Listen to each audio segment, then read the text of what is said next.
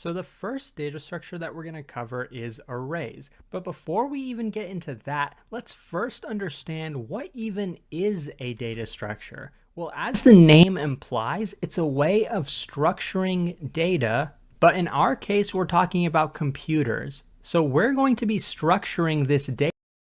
What I mean? So suppose that this is our RAM in this case, and RAM is basically where all of our variables are going to be stored. So as we write code and as we use array data structures, let's say that this over here is our array. Even though maybe we don't quite know what it is yet, we know that this is going to be stored in RAM. Let's say we have a 1, a 3, and a 5 in our array. So this is the information that we're trying to store. Now, how are we going to store it in RAM? Well, first of all, RAM is measured in bytes. It's common for many computers to have, let's say, 8 gigabytes of RAM. What do we mean by gigabyte? Well, giga in this case means about 10 to the power of 9. So let's say that's about a billion. But the more important question is, what exactly is a byte? Well, a byte is nothing more than 8 bits. So the next question is, what exactly is a bit? A bit can be thought of as a position that can store a digit. But the restriction on the digit is that it can either be a 0 or a 1. You might already be familiar with this. Zeros and ones are the language of computers. And as you can already see, individual bits can form multiple bits,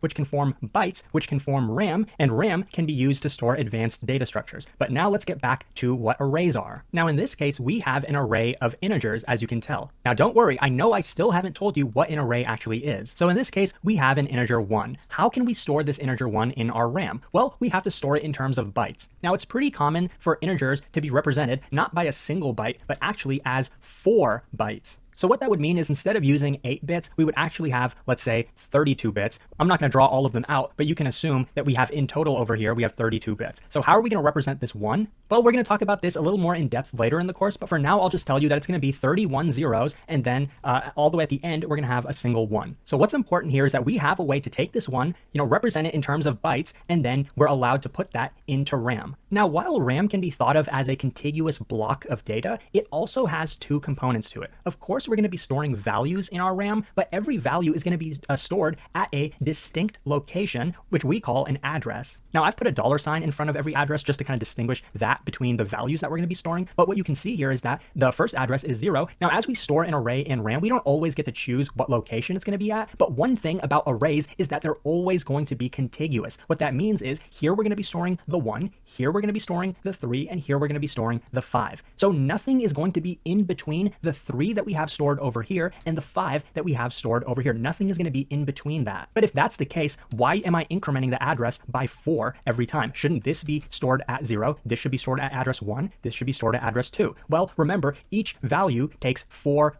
bytes to store. So this doesn't represent 1 byte, it represents 4 bytes. So we're storing 32-bit integers. That means they take 4 bytes to store. Now, this might seem very straightforward, and it is for the most part, and that's because arrays are considered the most simple data structure. We just store them pretty much the same way that we're representing them here. In memory, they look the exact same as they do the way we use them. A contiguous set of values. Now in this case, we're storing integers, but we could be storing other values as well. Let me show you what it would look like if instead we were storing characters like ABC. Characters are stored pretty much exactly the same, contiguously as we would expect. But you notice the address is a bit different. In this case, we're incrementing by 1 as we add a new character. That's because each character actually only takes 1 byte to store in memory, not 4 bytes. At least that's the typical case if we're storing ASCII characters, which isn't super important to know. What I'm getting at though is we can store values contiguously regardless of how big or small they are, as long as we increment our address by the size of the value. So this was definitely a lot of theory to understand, but don't worry, this course is mostly going to focus on practical knowledge. But at least we learned a bit about what memory is and how arrays can be stored in memory. Now it's time to understand how arrays can be used and what exactly are its properties and trade-offs up next.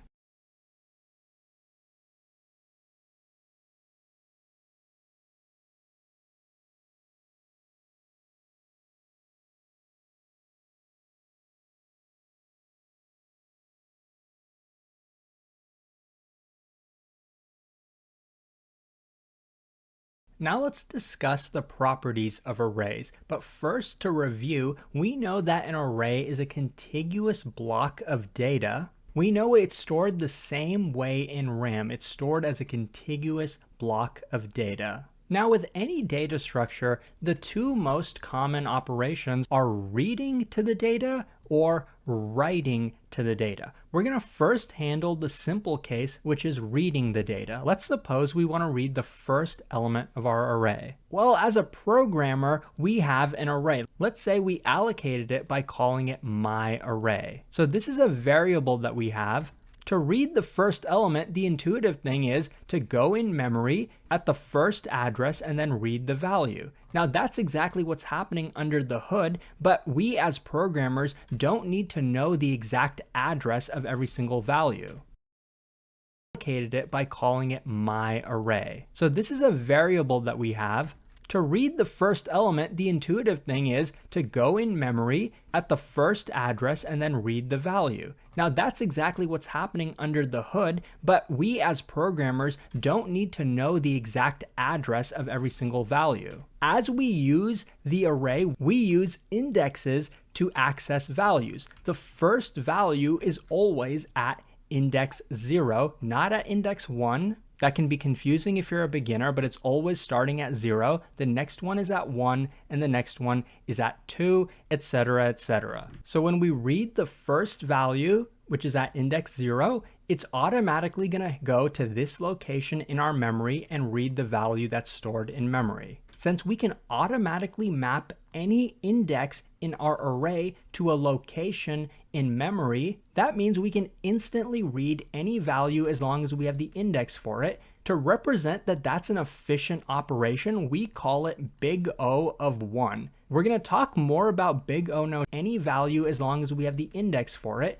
To represent that that's an efficient operation, we call it big O of 1. We're going to talk more about big O notation later in the course, but for now, what this means is that in the worst case, to read a value, assuming we have the index, so suppose we want to read the value at index 2, it's an instant operation. It happens in constant time. No matter how big our array gets, if we want to read any value in the array, we can read it instantly. That's what big O of 1 means. At least that's the oversimplified explanation so far. The fact that we can go to any arbitrary address in our RAM and then read the value at that address is a property of RAM. It's actually in the name itself. Random access memory is what RAM stands for.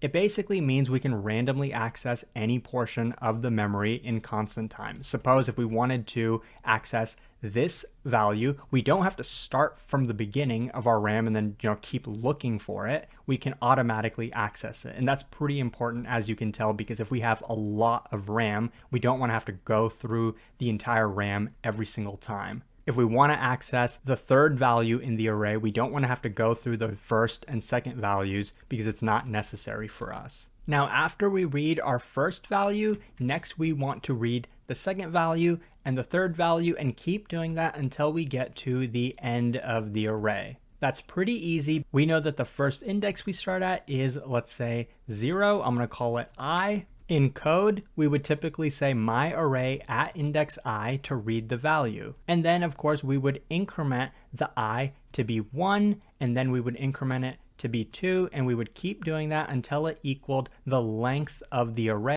Now, while this might seem so essentially we would loop through the entire input array. In most languages, you can do so with a for loop or a while loop. Now, while this might seem really simple, the ideas that we're talking about now are going to be the building blocks for very advanced algorithms we talk about later in the course. So we talked about reading from an array. Now it's time to talk about writing to an array, which is going to bring us to an important properties of arrays, which is that they're of fixed size. In this case, we declared an array of 3 values. It's fixed size. Suppose we want to add a 4th value to it, let's say a 7. Well, taking a look at our model of memory, so the simple thing to do would just be add a 7 in memory, but we have to make sure it's contiguous, so we would do so only at address 12. So then we have an array of size 4, and it's still contiguous. This seems like it might work, but the way RAM works, we don't always get to decide exactly where we allocate our RAM. We don't always get to decide exactly where we store our values. And we don't know for sure that this spot in RAM is even available for us. It could be that we already have maybe another array stored over here, or maybe the operating system is using this part of our memory for some other purpose. So we're not necessarily allowed to put the 7 over here. Okay, then you might think, well, let's just let the operating system decide. Just put a 7 anywhere in memory. But if we do that, we don't follow the property of arrays. It's no longer contiguous. Now we have 2 arrays. That's not what we wanted. We wanted a single array, because if we do it like this, and then let's say I'm looping through this array, I'm at index 2, now I increment and I'm at index 3, what we're going to try to do by accessing this is we're going to go to this spot. But we don't know that the 7 is stored over here. It might be stored somewhere else. So this is going to break. Basically, we've come across the biggest limitation of arrays, at least for static arrays, which is what we've talked about so far. Static arrays basically mean that they're fixed size arrays. So before we continue to discuss the limitations of static arrays, I do want to mention, if you're used to a programming language like Python or JavaScript, you might have never come across this limitation because those languages don't really offer static arrays. You never have to worry about running out of space when you're using an array. And that's because those languages usually offer dynamic arrays as the default, which we're going to discuss later on. So suppose we allocated an array of size 3. Initially it's empty, but there has to be something stored here. And usually by default, languages will initialize it to be all 0, or sometimes they won't initialize it at all. And sometimes there can just be some random values here, like just some random arbitrary values that we didn't even put there. So initially we have some space. Let's say we start adding values to it. We add a 5, that puts a 5 in memory. We add a 6, that puts a 6 in memory. We add a 7, that puts 7 in memory. Now we're allowed to remove values, but when we say remove, we can't actually delete this in memory. We can't deallocate that with a static array. When we say remove a value, we're basically saying we're going to overwrite it by putting, let's say, 0 in that case. And we would say that this value is no longer relevant. We have a 0 here. We only care about these two. This is still in memory, but we don't care about it. And we can, remove all the values in a similar way. But what we can't do is add a new value. By the way, as we add a new value to the end of the array at the next empty spot that we're keeping track of, it's also going to be an instant operation because we know this is index 0, this is index 1. We want to write to this position. Therefore, we know instantly that we're writing to this position in RAM. So writing to any position is also a big O of 1 operation. It's constant time. We can think of it as an instant operation. Similarly, removing a value is also as efficient as big O of 1. It's a constant time operation because what we're really doing is just going to that position in memory and Xing it out. We could be replacing it with a 0 or a -1 or something like that. We're not actually deleting it, but we're overwriting it. So these are the efficient operations with a static array. So we have a couple values in our array, and remember, these are ordered values. The 5 comes before the 6. We know that because of the way the indexes work. So let's say we wanted to arbitrarily insert a value into the middle of the array at any position in the middle of the array. By that, I mean any position in between these values, at the end of these values, or at the beginning. We know inserting at the end is always efficient because we're inserting into an empty spot. If at least there's one available. We're assuming that there is space available. That's efficient. That's O of 1. But inserting at any arbitrary position, like the middle or at the beginning, is not going to be efficient because let's say I want to insert the value 4 at this position. Now, it's easy enough to overwrite the value with a 4, but then we have a 4 and a 6. What we actually want is to have 4, 5, 6. We could put the 4 over here because that's efficient. It's O of 1 and there is space there, but that doesn't achieve 4, 5, 6. We have the elements out of order. With arrays, including static arrays, the order of the values does matter. So for us to insert the 4 over here, we first have to shift the 5 to the next position. But if we shift it over here, we're going to get rid of the 6. That's not what we want to do. So before we shift the 5, we have to shift the 6, and then we shift the 5. In other words, we're going to take the 6, it's at index 1, but we're going to set it to be index 1 plus 1, meaning it's going to be at index 2. So the 6 is going to go there. The same thing with the 5. It's going to go at index 0 plus 1, which we know is 1, so it's going to go here. Only after we've performed this shifting are we allowed to put the 4 over here. There's space for it now, and we preserved the order of the values. The downside of this is we couldn't do it in a single operation. We had to move every value in the array. In this case, we only had 2 values in the array. But imagine if we had a really long array and it was all filled with some values, and we wanted to insert a value at the beginning, then we'd have to take all of these, shift them, and then we could insert the new value. This is not very efficient. That's what I'm getting at. We call this a big O of n operation. N in this case refers to a variable, and in this problem, n refers to the number of elements in the array. We can call that the length of the array. Length meaning the actual values we have, not the size of the array, but the number of values. And I've been using big O, but what it actually means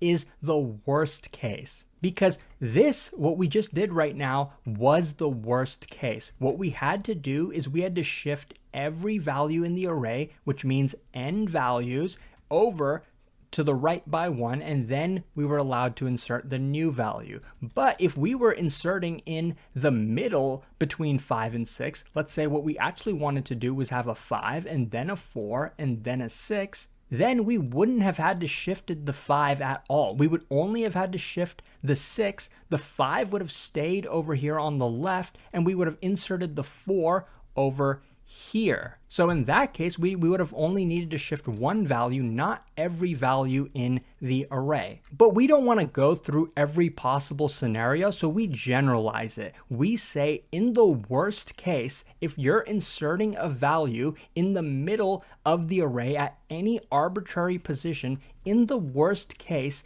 we might have to shift every value. We might have to shift n values. So in the worst case, the time complexity is going to be big O of n. And the exact same thing is true if we're removing a value at any arbitrary index. When I say removing, I'm not just saying, replacing it with a 0 or something. I'm saying I want to pretend like this doesn't exist anymore. I want the first value to be 6. In that case, we would do something similar, but we would take the 6 and then shift it to the left by 1. So we would say 1 minus 1 is going to be 0. So we're going to put it at the 0th index. 7 is at index 2. We're going to take 2 minus 1, which is 1, and we're going to move this to that index. In the end, we're left with a 6, 7. Technically, the 7 from over here would still be there, or we could have replaced it with a 0, or we could, do something to pretend like it doesn't exist.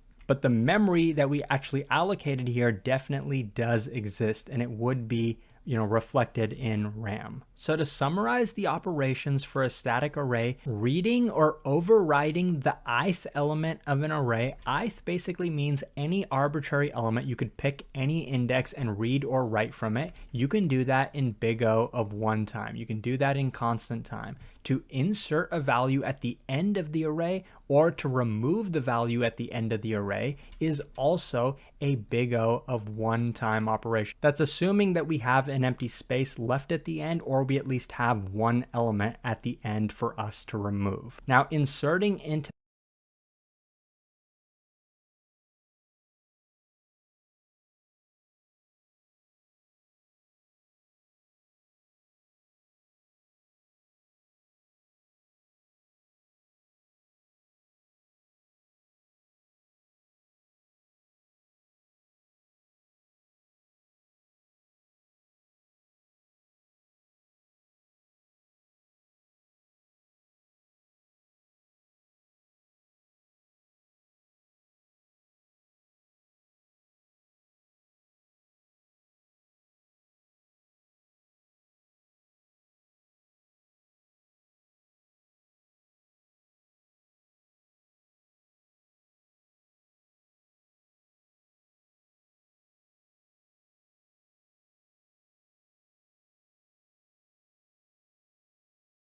to the middle of an array in the worst case is going to be big O of n. For an empty array to insert in the middle, it would be very efficient. It would be big O of 1. But we know we're talking about the worst case. That's what big O refers to. To insert in the middle would be big O of n. We might have to shift every value in the array. The same thing for removing in the middle. We might have to shift every value in the array.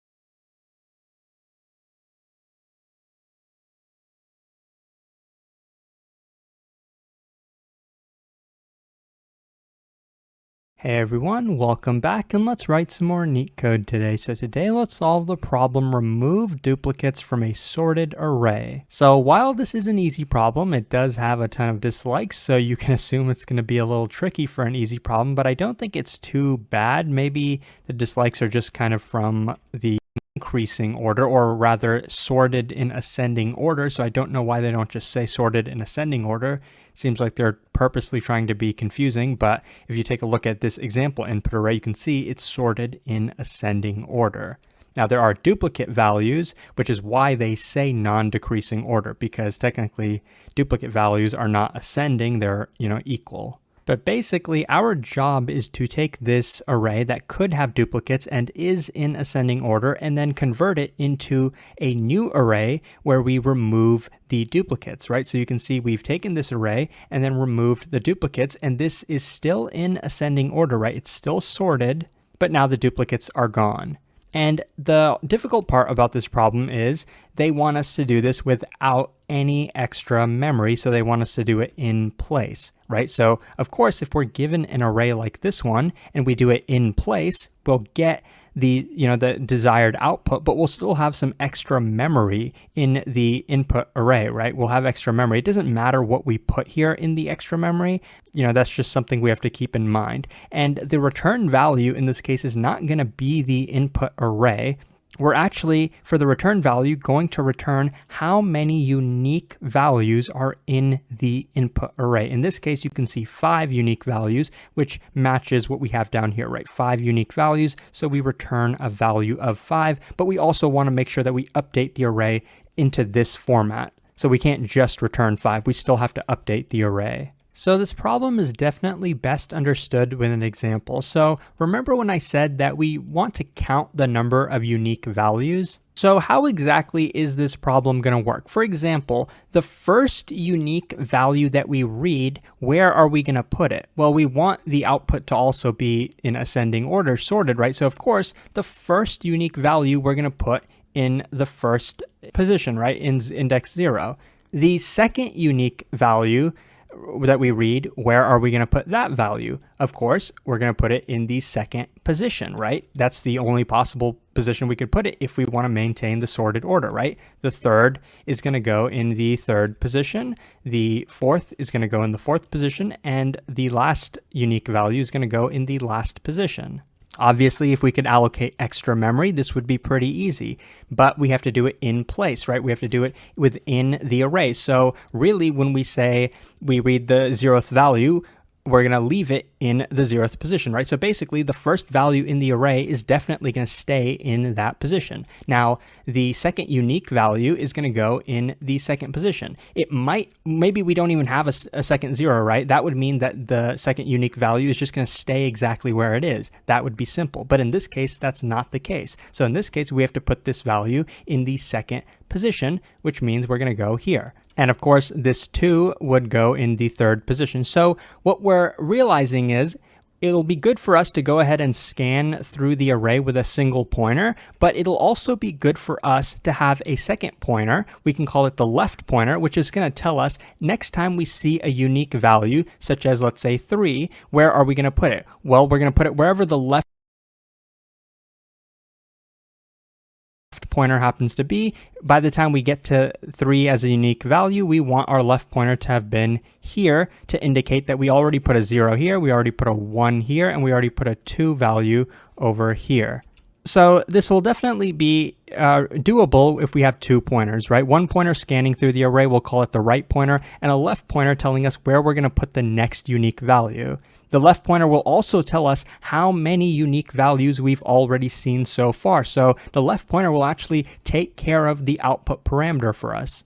Because every time we see a unique value, a new unique value, for example, we see 1, we're going to put 1 over here, and then we're going to take our left pointer, increment it by 1, and then put it in the next spot, right? So it'll tell us how many unique values we've already seen so far. So now that we know how we're going to solve this problem, there's just one catch. How do we know, as we're scanning through the array, looking at each value, looking at some random value, how do we know if this is a unique value or not? Or meaning if this is the first time we're seeing this value or not. How do we know that? Well, just by looking at the picture, you might be able to determine it yourself. For example, if we saw this 1 for the first time, and remember the fact that this array is going to be sorted in ascending order, we can take a look at this value and compare it to the previous one. This is 0, this is 1. That must mean that this is the first time we're seeing a 1 value. What about when we get to this one? We'll compare it with this guy. This is a 1 and this is a 1, so of course this is not the first time we're seeing a 1 value. We're just going to ignore it and then go to the next value.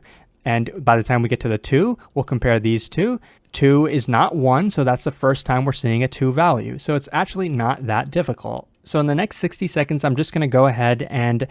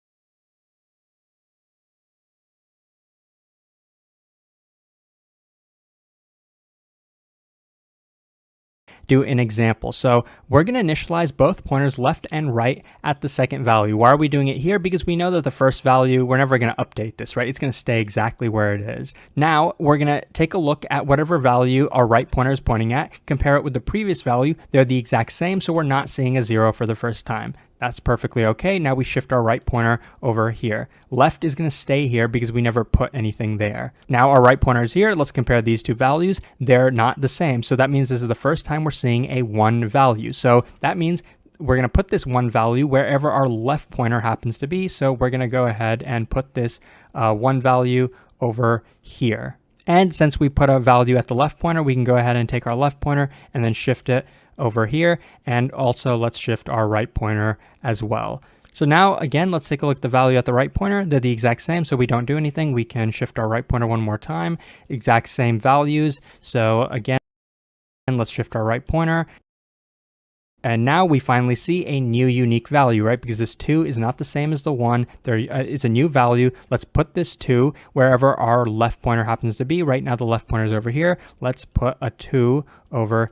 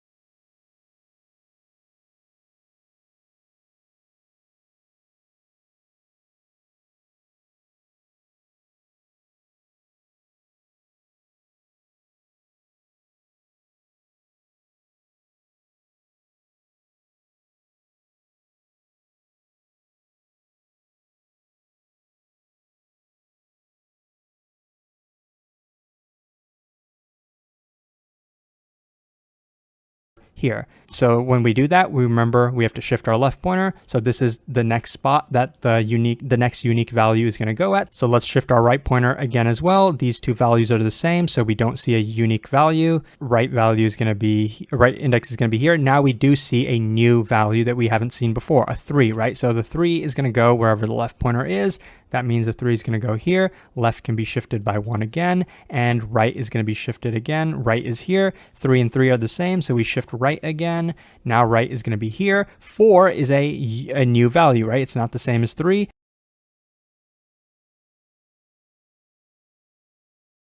4 is a new value. We can put 4 wherever our left index happens to be. Let's also, we can stop the loop. So what are we going to return now? What is our left index pointing at? What's the value of left? Left is at index 5, right? So we're going to return 5, just like the output wants us to do. And you can see that the values that are expected. So we were able to solve this problem in big O of n time because the entire array exactly. So first thing we want to do is initialize our pointers. Like I said, we're going to start at index 1. So I'm going to set our left pointer equal to index 1, and then I'm going to have our right pointer be iterating through pretty much every single value in the input array, which is what we want to do. But instead of having it start at 0, I'm going to have it start at 1. So basically both our left and right pointers are going to be initialized to 1. And remember, the only thing we need to check is the value that we're or is it a value we've already seen? How do we determine that? We can -1. So if they're not the same, that means this is a new unique value.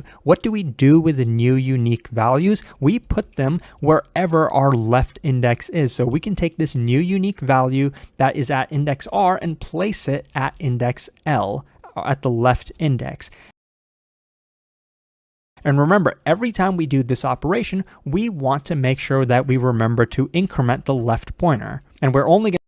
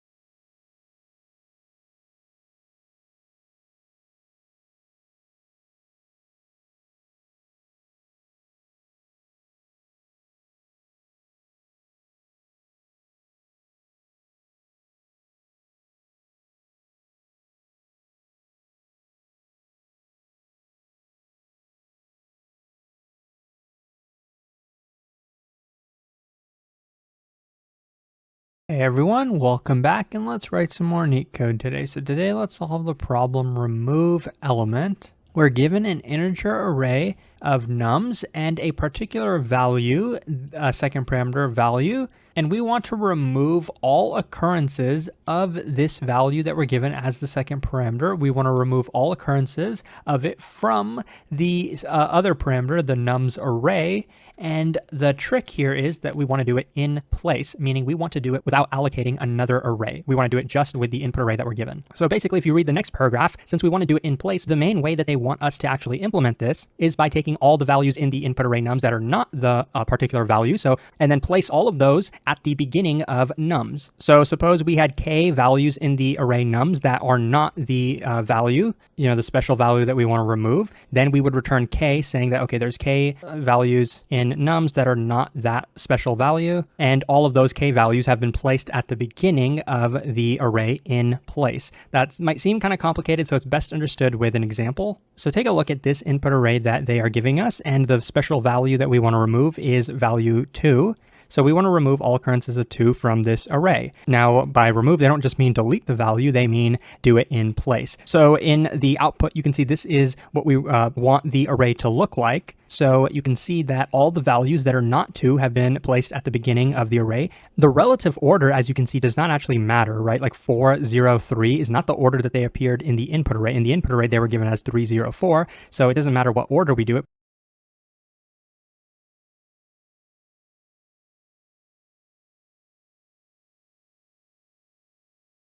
Mean delete the value, they mean do it in place. So in the output, you can